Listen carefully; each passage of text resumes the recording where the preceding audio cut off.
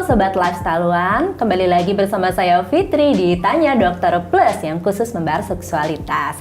Dan sekarang sudah ada Dr. Haikal Ansyari dari Asosiasi Seksologi Indonesia. Apa kabar dokter? Baik Fitri, semoga Sobat Lifestyle-an juga dalam keadaan sehat ya. Saya akan memilih satu pertanyaan yang sudah diajukan melalui channel YouTube kesayangan kita ini. Pertanyaannya adalah, Dok, kenapa ya punya saya susah banget berdirinya? Itu penyebabnya apa yang bikin Mr. P saya susah terangsang? Mohon penjelasannya dokter. Nah, ini mesti jelas dulu nih ya, gangguannya apakah memang penisnya yang sulit ereksi atau gangguan pada libidonya, gairahnya. Kalau gangguannya pada libidonya, tentu penis akan sulit untuk ereksi karena seakan-akan penis menjadi tidak sensitif dengan rangsangan yang diterima, ya. Tapi kalau tidak ada gangguan pada libidonya, tapi penisnya sulit untuk ereksi atau ereksinya tidak keras optimal, maka ini dapat dikatakan disfungsi ereksi. Oke. Nah, yang kedua penyebabnya dibagi dua ya, bisa penyebab fisik maupun psikis. Kalau penyebab fisik ini contohnya misalnya gangguan hormonal ya, di mana terjadi penurunan hormon testosteron.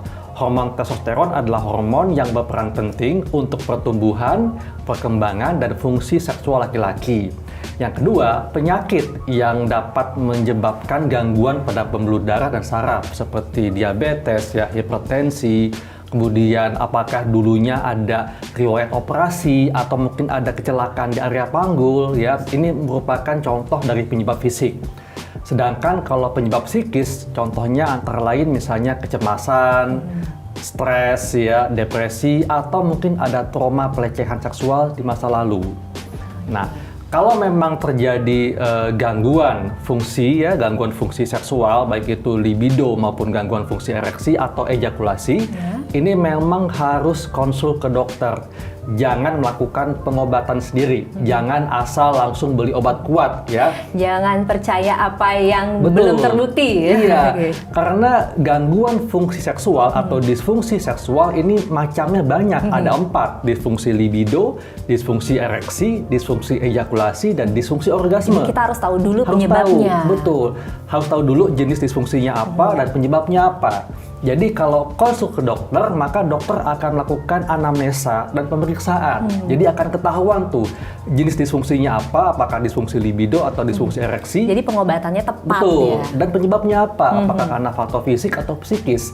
Nah, kalau sudah diketahui jenis disfungsinya dan penyebabnya apa, barulah penanganan untuk mengatasi disfungsi seksual, baik itu disfungsi libido, ereksi, ejakulasi akan optimal.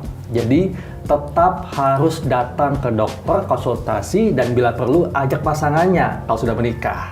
Oke, jadi tetap kita harus mengetahui penyebabnya. Betul. Dan diketahui kalau kita konsultasi ke dokter. Betul. Oke, begitu Sobat Lifestyle-an, jawaban dari Dr. Haikal.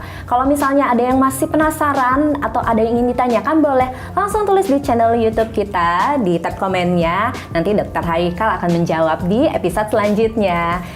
Oke, kita sudahi dulu episode kali ini dan kita akan bertemu di episode selanjutnya. Saya Fitri dan Dr. Haikal. sampai jumpa. Bye-bye.